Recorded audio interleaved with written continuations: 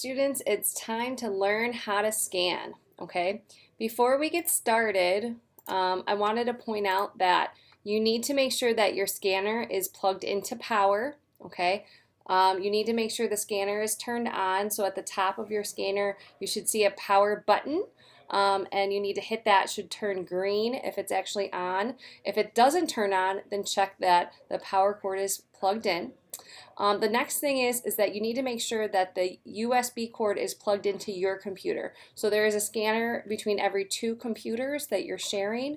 So you cannot scan and it won't recognize the scanner unless the USB cord is actually plugged into the computer. Remember that in the back of your Mac, you have 4 USB ports and they're labeled with this icon. And this is where you need to plug in your scanner, okay? Next, you're going to launch image capture, okay? And so I have that down right here. If you don't see it here, even though you're supposed to put it in your dock, you can go up to your Spotlight and look for image capture to launch the software. So I'm going to go ahead and I have my scanner on and I have to plug it into my computer. And then you never can get the USB cord into the computer the right way, right? You always have to turn it. So I'm going to launch image capture.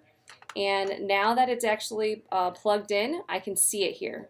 Or if it's not plugged in here, you won't see it here. Sometimes even if it's turned on and plugged in, it still doesn't recognize it. And that means you need to restart your computer and then you should see it popped up here under devices. So I'm going to pick the scanner and it might start warming up already and actually scanning in something.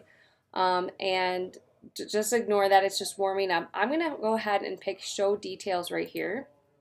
And I want to see all these options here over to my right. Now we can see the scanner is warming up and it's going to make all these special sounds. Okay, so it's going to take a second. It's thinking. Now, what you guys are going to be doing is taking the thing that you're scanning. In this case, it's going to be your camera that you drew for creative training. And there's my camera. I decided to make my camera a contact.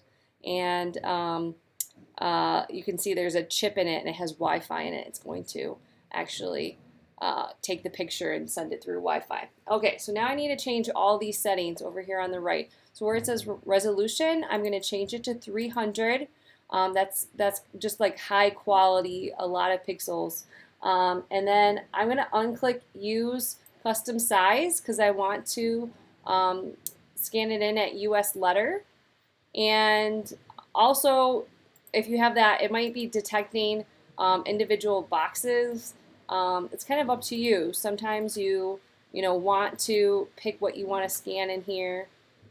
It's kind of depending on what you are scanning. So in my case, I'm just going to say use US letter. That's 8.5 by 11.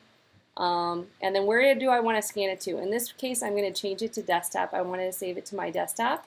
And here is where I need to name it specifically. So my first and last name, this is where you're going to put your first and last name. This one's going to be called scan underscore and then today's date. All right, and then format should be JPEG.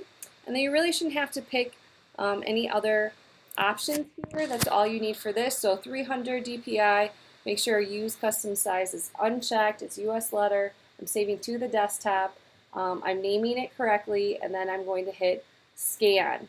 All right, so now it's scanning in, and you're going to hear a lot of, and then it's going to ding at the end. It's not going to ding at the end, but that's pretty funny.